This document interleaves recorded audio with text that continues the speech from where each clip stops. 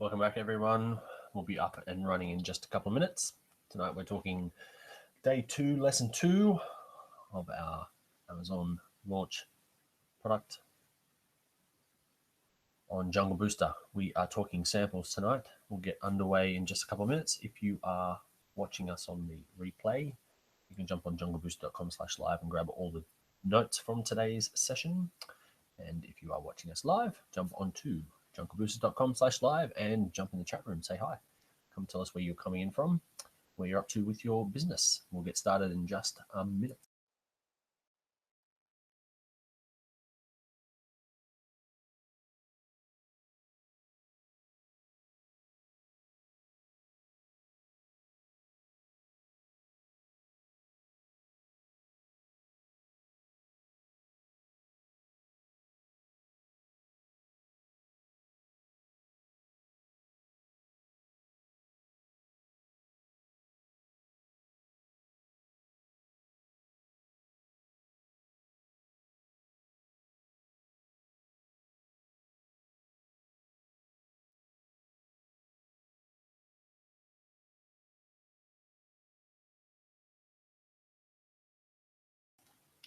All right, welcome back, everyone. Let's get into it. Tonight's session is session 2. We're talking samples tonight, getting your first sample shipped in, finding suppliers. G'day, Shane. Nice to see you. I think we had some technical issues in our last session, people not being able to get in and chat to us in there. So junglebooster.com/live if you want to jump on the chat this evening. Let's get into it. So in this session, we are talking lesson 2, samples. So finding suppliers, talking with suppliers, your first samples and testing. And stick around till a bit later on. I'll talk about the behind the scenes of my current new product and where I'm up to with my samples and where we are heading next. First up, quick recap from last session. We talked product selection. So the first lesson here is, what do we choose? So if we have no idea what we do's and big don'ts about doing that and any tips and tools we can use to help. 7 steps to launching your first or next product on Amazon. So in the future sessions, we'll talk about creating and optimizing your listing. It's actually the next one. Building a launch list. And due to some recent announcements from Amazon, that's more important than it ever was. It certainly is an important thing. It was definitely a differentiator if you were building a launch list to launch your products. But with recent changes, which we'll talk about a little bit tonight, that is certainly one of the keys to this new business model. Product packaging and logos. We talk managing shipments to FBA, and that's getting them from wherever they are, wherever your products are, whether that's here in Australia, China, Taiwan, UK, US, or whatever, to whichever Amazon you are shipping to. Usually Amazon.com in the USA is probably the largest one, but you can be shipping to elsewhere, and soon Amazon.com.au might be finding itself with FBA and us all selling on there too. We also talk about how to launch to actual sales and more. So obviously in these sessions, we're going to watch me launch my product as well, so I can show you the ins and outs of that. And that's what we're doing in there. So each week we start with our why. I'm going to jump back to me for a moment and say hi. Hi, everyone. If you were just on the previous session as well, I didn't change my shirt. So. Hi, Shane. Hi, everyone. Hi, thanks for coming in. I can see a few viewers in there at the moment, so nice to see you. My name is Nathan from JungleBooster. We are meeting. This is also part of the Perth FBA meetup group. We are meeting every week on a Tuesday, 9 o'clock Western Standard Time, to chat all things Amazon FBA and how to launch your product in 7 easy steps. So we have a bit of a framework to get around as well. Tonight is lesson 2. It's samples. We always start with our why. Now, I have a quick story to tell about my why. So my why is obviously my family, but also the key to that is the freedom and lifestyle that this sort of a business would afford. And that's so I can spend more time with my family as well. Now, why is the why so important? So when I first got into e-commerce, and even tonight, I'm looking at a big pile of orders over there that I have to pack after I'm finished talking and helping out with you guys. The why helps me get through the harder times. So if I didn't have a strong why, then sitting up till midnight every night packing orders, working on my Amazon business, talking to suppliers, getting things happening while I'm asleep, getting constant contact from customers after customer support and issues with their things, all that would not bode well for me. I would be really struggling to get back at it if I didn't have a strong why. So I know that once I get these businesses up and running, then they pretty much run themselves. I'll talk a little bit about that with my Amazon business tonight. But that strong why will get me through and get you through those harder times. So let's just jump back to the slides. I've got about a session this evening, so not a very long one, but we are going to talk about samples, and I really want to show you my samples, which is really exciting as well, and show you where we're up to with our new product launch.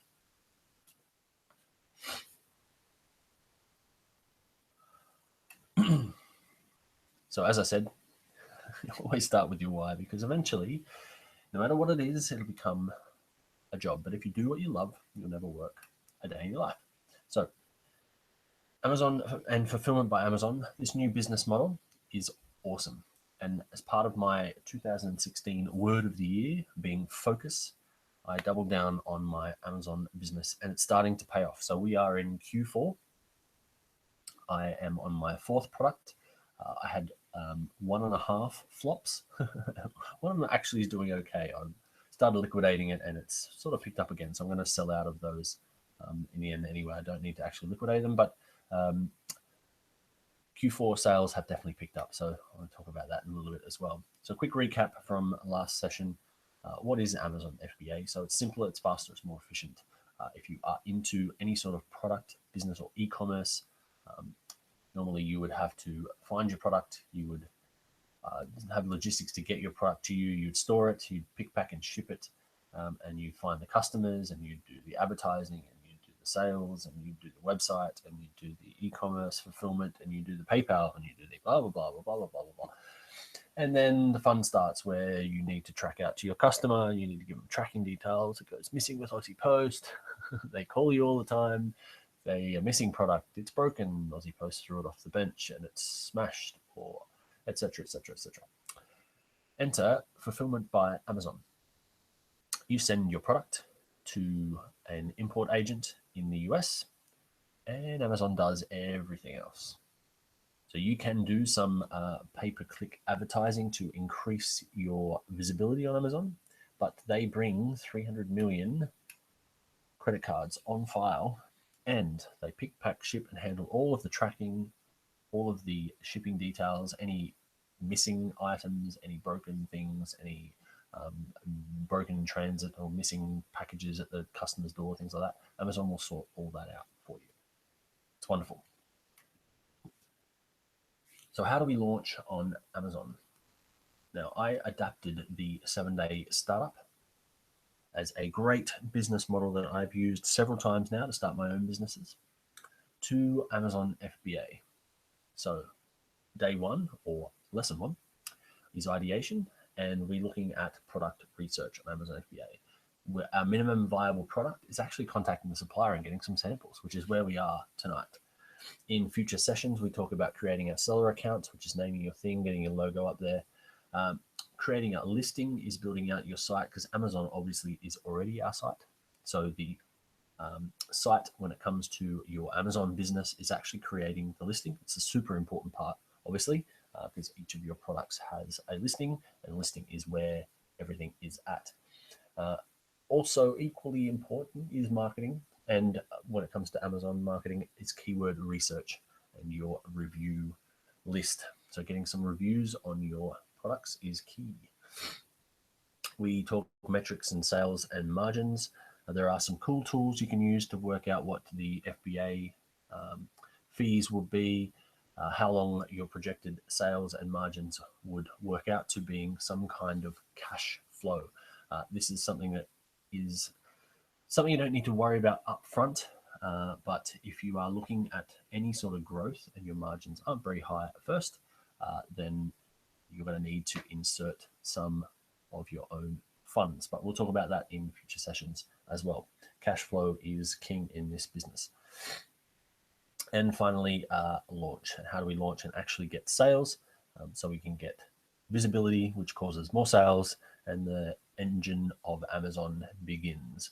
So a few things that have happened recently around promotions and blasts and review groups and things like that. So that game has changed slightly, but I think it's for the better. All right, so quick recap on lesson 1, selecting a product. So some do's around your ideas, having a quick look.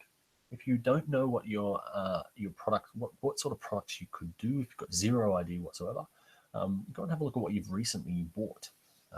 You might know, you might not know. It might have been a household purchase that you weren't aware of. You might want to check your credit cards.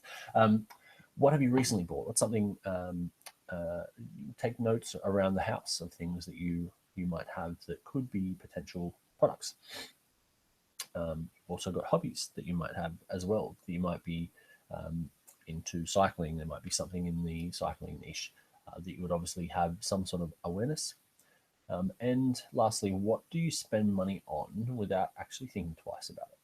This is a really good one as well, because if you're doing it, there's potentially a large market of people doing it as well. Some big don'ts. Some of these are some funnies as well. So apologies for the spelling. That was my fault. Garlic press. Don't do a garlic press. Don't do silicon anything. Silicon spatulas, silicon gloves, silicon mats. Don't do barbecue anything. Now, these are slightly tongue-in-cheek, but what I mean by these is because these are commonly mentioned on podcasts, on courses, on radio shows, on webcasts, on YouTube, pretty much anyone talking about Amazon and FBA or fulfillment by Amazon and launching businesses and brands and things like that. They all give examples, and those examples are usually either something silicon or a garlic press. And they always say, look, obviously you don't want to do this because it's just an example. And a lot of people would go out and do this, and people still do it. So it's tremendous how many of these there are and how competitive it is when literally a lot of people just took the idea and ran with it. Oh yeah, I'm going to do a barbecue thing, or just like you said, that sounds cool. Don't do anything that anyone says on any podcast ever, because guaranteed that would be extremely competitive, because maybe 1,000 people right at that point in time when you've decided I'm going to do that are doing it as well, and you'll be competing with all of them. A couple of extra notes there. If you use a tool like Jungle Scout, it will tell you whether it's an FBA listing or a Amazon listing. If it's sold by Amazon, it means Amazon actually stock it themselves. They may have purchased it via wholesale from someone, or they may be producing and or manufacturing and or getting from the manufacturer like us, private labeling themselves and sending that out. I put yet on that. So some of the Amazon listings that I've found don't do that well. They might have come across a product that they wanted to stock, or they're looking to stock, or something like that. And they might have 1 or 2 images. They might not have great titles. They might not have great keywords, and they may not be doing that well.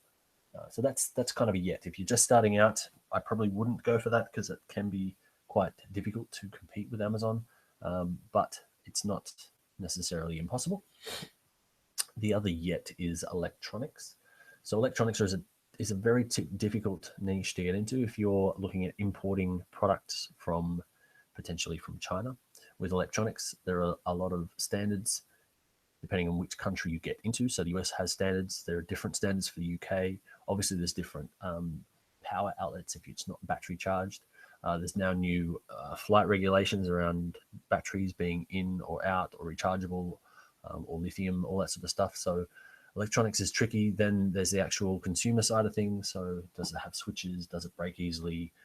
Does it need batteries? How easy is it to use? How rugged is it? is there a potential chance of electrocuting someone? All that sort of stuff. So I put yet on there. Electronics is a huge industry, massive niche on Amazon. Huge margins. Lots of people making lots and lots of money. So I put yet on that. That's I actually have an electronic product in my range.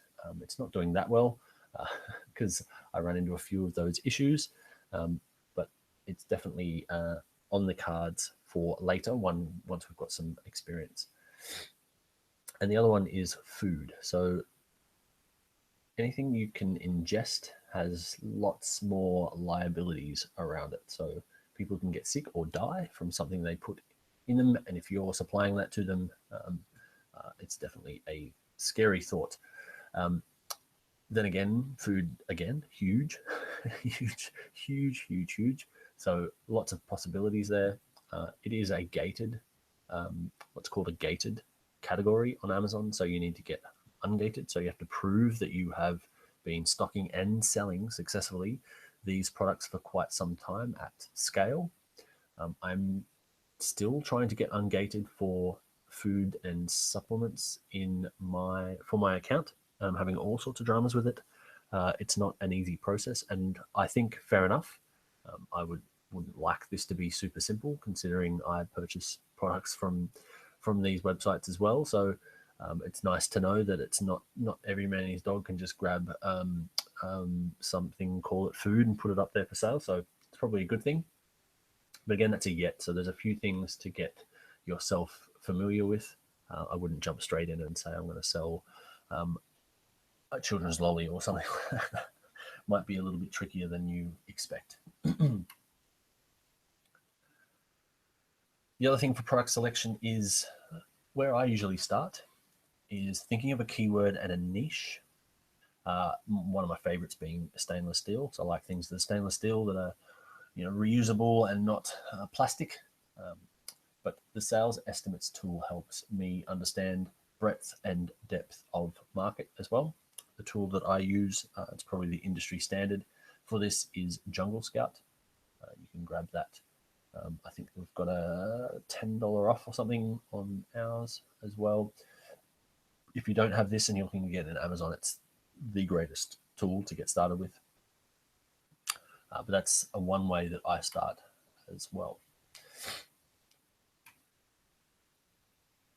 The other thing around product selection is not only is it selling now, but will it sell year round? So a cool tool that's free to use, I think it's google.com/trends now. I think I've changed it on me. You can go and see whether this is actually selling.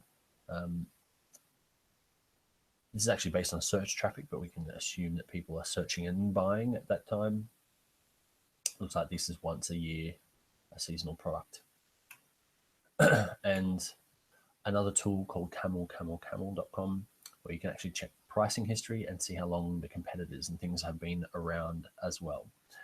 And you can find out whether, if you find something that's got a great price and you think that's doing really well, must be selling really well, and you go in and see that it's just jacked its price up, probably because it's running out of stock, you might throw your numbers and margins stuff out. So a good tool to check pricing history on products as well is Camel.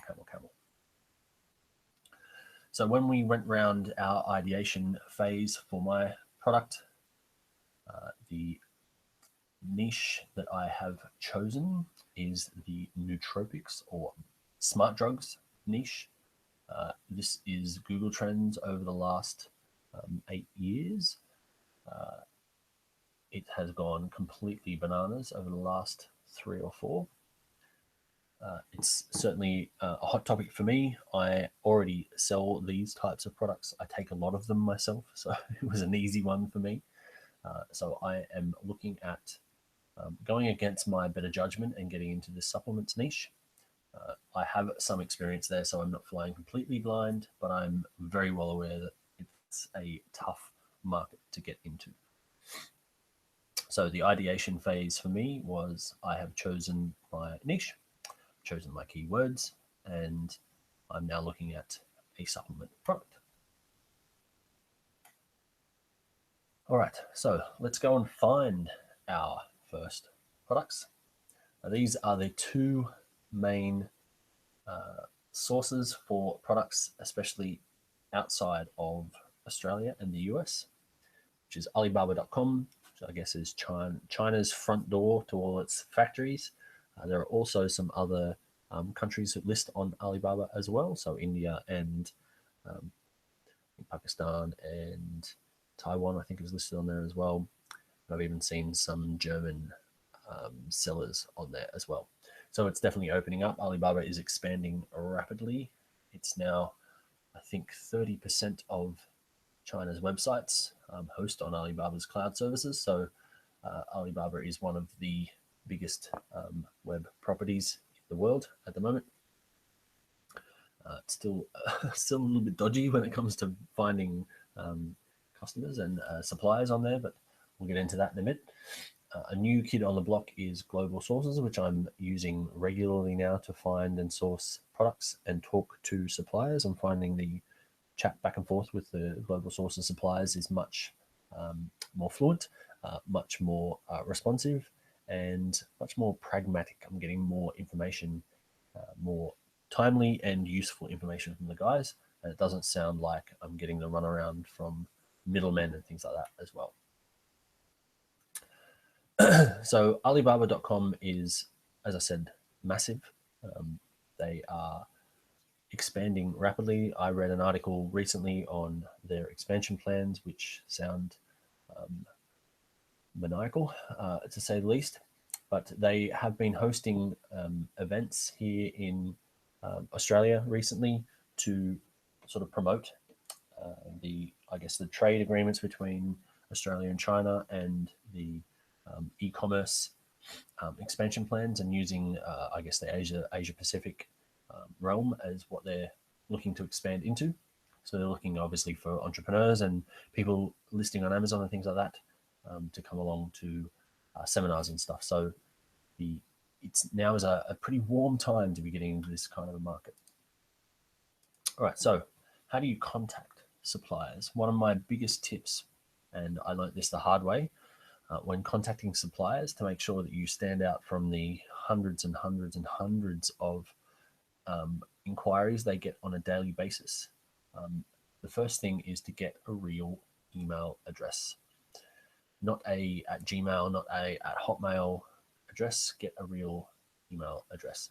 So once I actually got through with a supplier, had a good chat back and forth, and was on my second product with them, I actually asked them about how often they get. I was actually doing some research into my product, finding out how often they get hit up for pricing and minimum order quantities and things like that. And the person that I was talking to actually said, it's at least 300 a day, which how on earth are they getting through all of these? And some of the responses are quite detailed and personable. So it's fascinating. So you really want to stand out, and the best way to do that is to have a @yourbusiness.com kind of email address.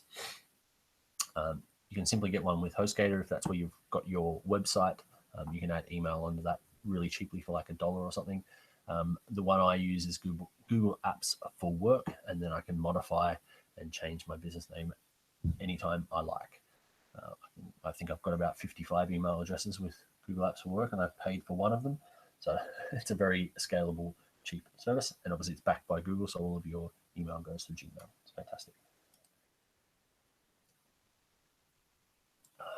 Oh, that's interesting. Sorry about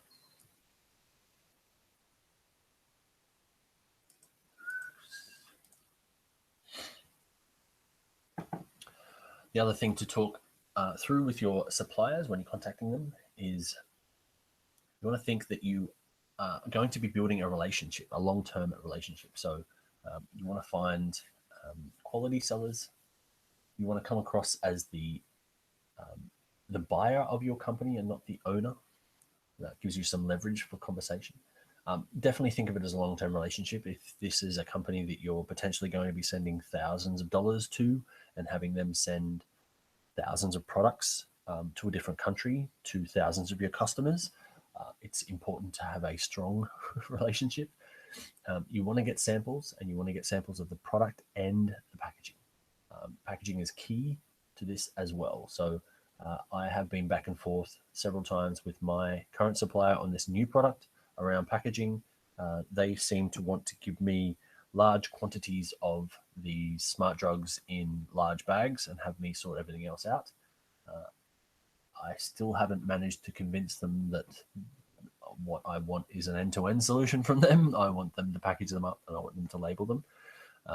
It's sounding more and more like they're not actually capable of doing that. It sounds like they're too big, which is okay. I might have to get someone else to do that for me.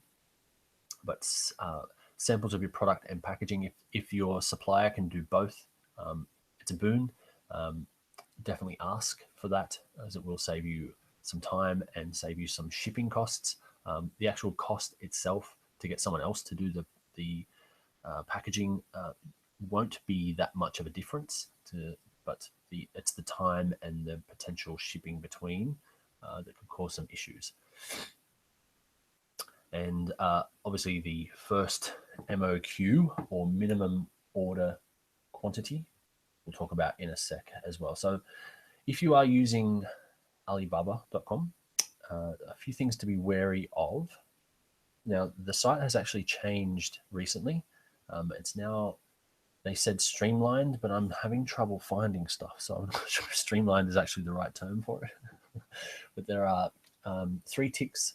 The absolutely bare minimum tick is the gold supplier against suppliers. So when you're doing a search, make sure you're only searching for gold suppliers. That means they've had some basic checks done on them, that they're not a complete fly-by-night that's going to run away with your money or your ideas.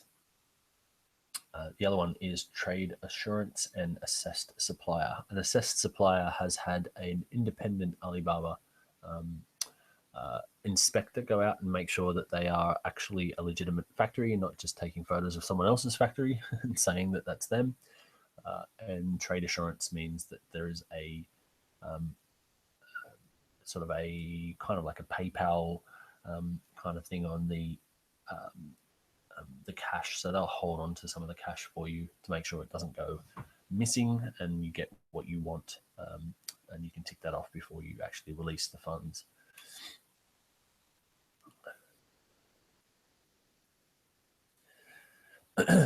So as I said, make sure that you are remembering that these are real people on the other end of these conversations. So you can grab the Alibaba.com app and chat and find products and even communicate in there. But I do recommend getting off Alibaba into email, Skype, or GChat. I have had requests for WeChat, but I don't really trust that one. But this is my little folder on my phone to chat to everything Amazon. I have the Alibaba app to find people, then I send them off to either Hangouts or Skype, whichever they prefer, and then we chat in there. It's much easier and actually holds on to it. So the problem with the Alibaba app is it will actually hold on to your chats, I think, for a week, and then they disappear. So I've got many hours of back and forth negotiations that I had with a supplier. I was pegging them back and forth between different people. We'd gone up and down in price and we'd agreed on something. I came back a few days later to confirm that, and they said they didn't know what I was talking about. And I didn't have any history. So unfortunately, that's the beauty of the app. So as I said, learned the hard way, get off Alibaba and get onto another platform to chat once you've actually communicated with your suppliers. Another question I get asked is, do you pay for samples? So yes, you definitely pay for samplers. I have seen a lot of advertising on both global sources, Alibaba and AliExpress, for free samples. So we will provide you free samples. Now, I wouldn't expect anyone to send anything across the globe for free. So free samples means they might give you the product for free, but they will sting you a lot for shipping. So I got some samples sent recently. I paid, I think, $40 for what equated to $5 worth of product, and that basically was $35 worth of shipping. So yes, you will pay for them, but you'll probably end up paying just shipping. They'll usually just send those out. So you might find they have products sitting around they can give out for samples and stuff as well. Make sure you're asking for exactly what you want, not a sample of what it possibly could be. You actually want to check it for quality. One of the questions in my conversation with the supplier, I asked them around the 300 quotes that they got every day, what's the number one question that comes through? And it is, what is your MOQ? I would never lead with what is your MOQ, and MOQ doesn't always mean minimum order quantity. It's negotiable, but what they don't want is people saying, hey, I see that it says 200 sets and $10. Can I have 5 sets at $10? They're probably not even going to answer you because it's just not worth their time. So what they're looking for is people that are serious, and they're trying to scare off the tire kickers with these sorts of things. You might, one negotiation recently that I did with one of my products was the minimum order quantity was 2,000. I only wanted to buy one. I said, okay, let's do the 2,000. You hold them on stock. 1,000 on stock there, send me the 1,000. And it's kind of like buying it on credit. They have put those aside for me, and I will reorder from them. And I have a maximum time to be able to take those up. Otherwise, basically, my relationship would go sour with them. So I obviously don't want to do that. And they've agreed. I've been through an order with them, so they trust me, and I trust them. So that's one way of potentially getting the cost down and not having to pay the crazy prices. So you'll see 200 sets minimum order would probably be $100 a set. Obviously, if you go up with 200, you can get that price way down. So the difference between $100 a set and $10 a set is huge from a margin perspective, especially considering this probably only sells for about $150 maybe. So that's pretty crazy. If you can make $50 a set or $140 a set, you could probably do a lot different in your business with that kind of margin. Okay, is there a faster way to get samples? So if you haven't heard of AliExpress.com, it's like Alibaba, but with a better front end. This is more the factory's e-commerce outlets for their own stuff. The minimum order quantities for these products is usually 1, which is pretty cool. These are kind of wholesale, I guess, suppliers for these factories.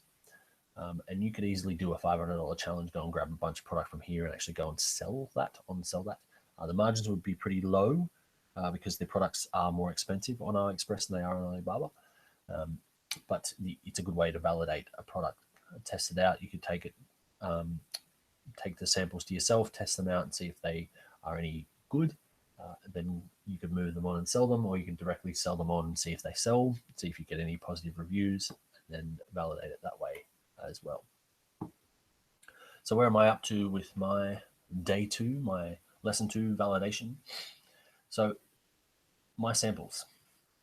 So as I said, you need to pay to play. So quality is key for me.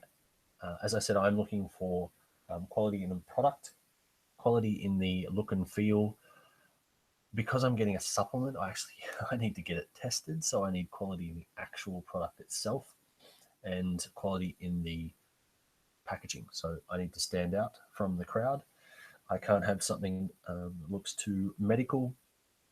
It needs to look pretty cool. It obviously needs to have the security seals and all that sort of stuff as well. Some other things to consider with samples is the shipping type. So express, air, door to door.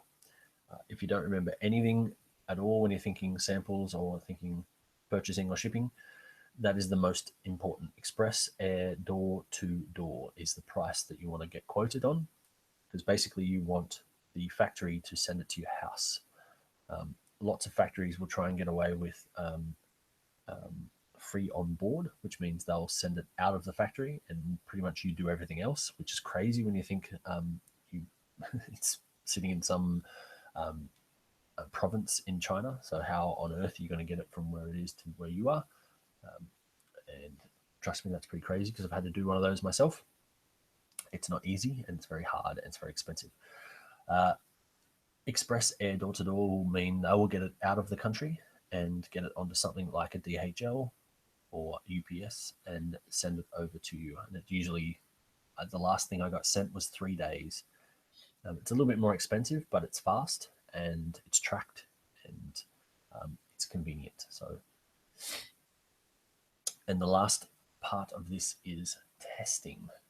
So you see my communication back and forth using the Alibaba app, trying to get a new supplier on. So this is pre us jumping over to Google Chat.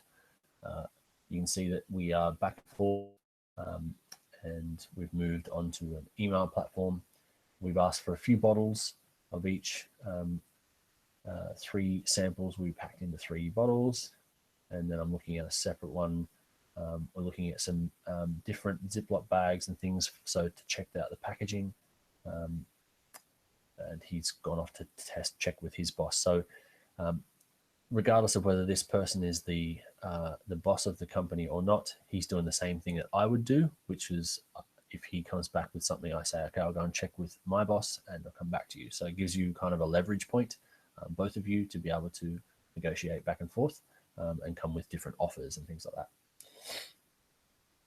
So let me show you my products.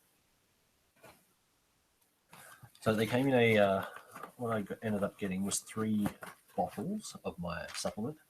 Came in a little tiny box like this, which is pretty cool. Let's see what's there. I ended up getting 3 bottles shipped. I think the whole thing shipped. This is like literally light as a feather. I think it cost me $40 US in total. The product itself, I'm looking to get around $5. It does have these what are they called, child lock safety things, and then it's got the little security seal on the top, which is in English, sealed for your protection, which is pretty cool. It was really hard to get off. So that's something I'll have to go back to them on. This safety seal is quite good. It's quite easy to get on off, which isn't great, but then again, we don't want them to be too crazy. They're not drugs or anything. Nothing that could hurt somebody. The actual bottles themselves are these amber. They're quite thick, which is pretty cool. So they're not really cheap, sort of flimsy, pretty thick. They come with those silica type things inside, the absorbent material. And then I guess on the bottom, it's got the plastic type and things like that, which isn't too bad. But overall, with a nice label on there, I'm not actually too unhappy or displeased with that. When I first got them out, I went, oh no, they're medical bottles, but they're actually not too bad. If I have a nice bright sort of white stark label on the front, I think it'll look okay. So this is what the product looked like when with this safety seal on the top. So I guess if you got that and it was full, you probably think that was pretty high quality. So I was pretty happy with that. So as I said, you need to test everything. So I'm testing the look and feel, the first glimpse. So that's going to be packed in an Amazon box or my box. However I get that there, needs to like be appealing when it first comes out. It needs to look safe and closed up because it's drugs, for want of another term. I'm ingesting it, so I need to know that it's sort of safe and clean. It has English writing on it, which is good. On everything, so it had the safety seals underneath, which I don't like, the seal for your protection things, which is really hard to get off. So I guess the samples failed with that. And there's no labels on them at the moment. I actually asked them to send me 3 different types. The reason for 3 samples was 3 different types of bottles because I wanted to test the different types of bottles. Now I made that what I thought really clear. And as you saw from that comment back and forth, we kind of talked about that a little bit, but I didn't make myself 100% clear that that's exactly what I wanted. What I should have done is actually go and find their bottles and say, I want it in this bottle, that bottle, and that bottle. So lesson learned for next time. I couldn't find any details. I actually am getting some, they can't do the capsules for one of the powders that I want to get. So I'm asking for different types of packaging for the powder. It's going to be in small packets. And I've said, can you get me different colors or different styles, different close-ups or whatever? And I will pay you for 3 or 4 different types of packets, and you just do it up in that, and I'll test out the packaging. And that really made no sense. He basically asked me, what do you mean, about 10 times in different ways. So that when I went and had a look, I couldn't find any other type of packaging. They do everything in the foil bags, and that's it. No logos, no nothing. Everything's foil bag. Foil bag, different size, foil bag, different size. So I don't think they are a packaging agent. I think they are literally a chemical company, and that's all they do. So I may have to look into getting packaging done by someone else. This doesn't sound like their strong suit. All right, let's jump back to the session. Apologies for my sinus this evening.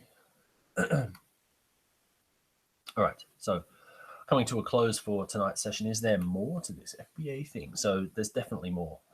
We will get into some of these in the future, but there is some tricky stuff as well. So inventory management is not that easy. It's something that's quite tricky to work through, and there's obviously different times of the year. And if you're just starting out, this could be prove tricky for you. I ran out of stock, and I did it the wrong way as well. So I ended up hurting my sales velocity, which we'll talk about in a future session as well. So there's also a pay-per-click, Amazon's advertising platform. There's hijackers you have to deal with. There's pricing management, keyword optimization. There's lots and lots of other things we'll get into as well. So a quick recap of the last 6 months for me. I kind of talked about this already, but my first product was reselling something from my first niche. So I sold out my first stock and reordered again. I wasn't exactly happy with this product. It's about a 3-star product, which isn't great.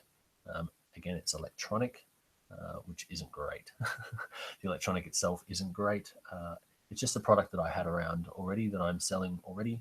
It fulfills a need, but it's certainly not something I would launch on Amazon.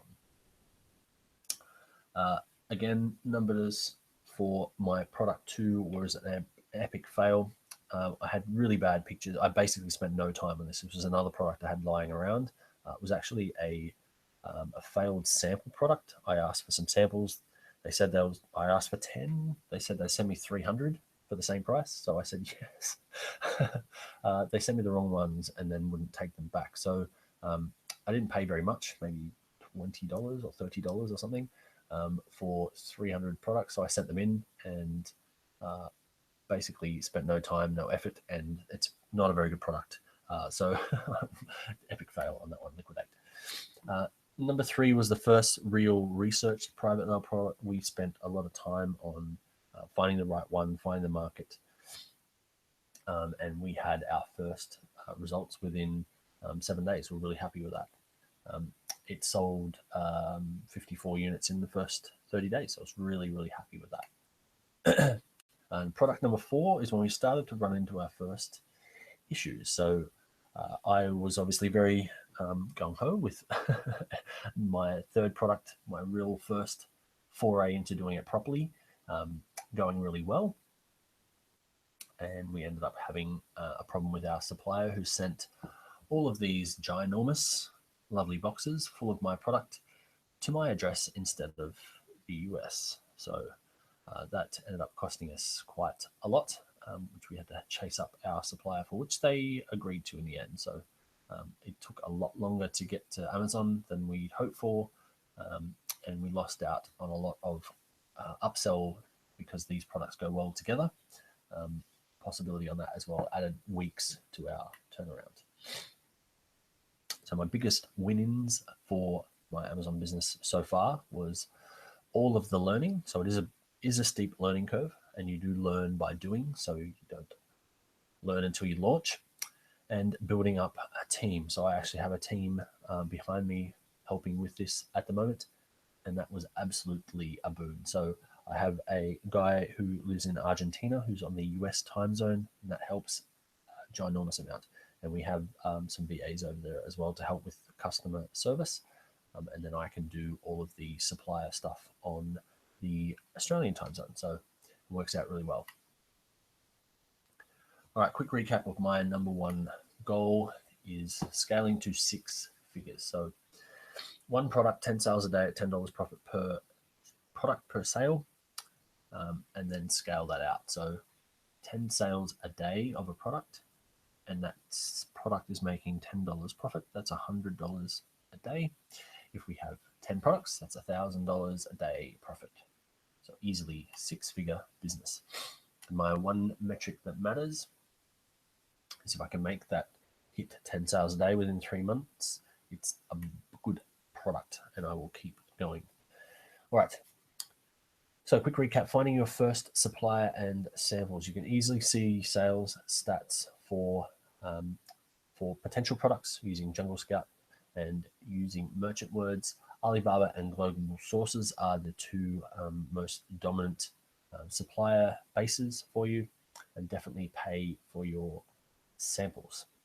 Now, you guys need to take action. Next week, we'll be setting up your Amazon account. If you haven't set that up already, I'll show you how, which type of account should you set up, whether it needs to be a personal or a business account, and obviously how to do that. We go through what the difference is between the account, the sold by, and the brand, which are all different, names on Amazon. I'll show you exactly how all that works as well. That was very confusing for me when I first started. And if you already have your account set up, and stick around anyway, because we'll talk about brand registry and getting ungated as well. So that will be a little bonus for the guys that are already into Amazon already. We'll cover some of those things as well. So a big session next week. Obviously, you can subscribe for all of these. And sorry, that's not validation this week. It was next week is setting up your account. Okay, as I said, the best tool to get started is Jungle Scout, and there is a link here. I think it'll save you $10 or $20 on Jungle Scout if you want to grab it from there. And you can also grab 15 minutes with me from junglebooster.com/coaching to help you out with your Amazon business. So that will take you to my calendar, and you can book 15 minutes in there with me if you like. JungleBooster.com/live for tonight's details. All of the notes from tonight are in there as well. All right, that was our session on samples. I hope that was helpful for you. I hope you learned something around samples. I know when I first started, I had all of these crazy ideas that the suppliers were going to send me boatloads of boxes and boxes of free stuff for me to check out and potentially on sell, which actually happened for one of them, but is definitely not the way it happens. So make sure when you're communicating with your suppliers that you're treating them like a human, and you will hopefully be treated the same way in return. And look at this as a long-term relationship as well. As I said, if you're going to be sending thousands of products, thousands of dollars for thousands of products to different countries, and those products are going to be sent to thousands of people who are going to be leaving you thousands of reviews, you want them to be positive reviews. So don't send crap. All right. So I hope that was helpful, guys. We need to bounce in a moment, but if you are on junglebooster.com/live, you can jump in the chat, say hi, and let me know where you're coming in from and what you're up to with your Amazon business. And as I said, if you need to get ahead, or you're having any issues with your Amazon business at the moment, or you're looking to get started, whack the big red button there and jump on a coach. I think it's there actually, and jump on a coaching session with me. and we can catch up soon. All right, guys, I hope that was useful, and I will chat to you next week. Cheers.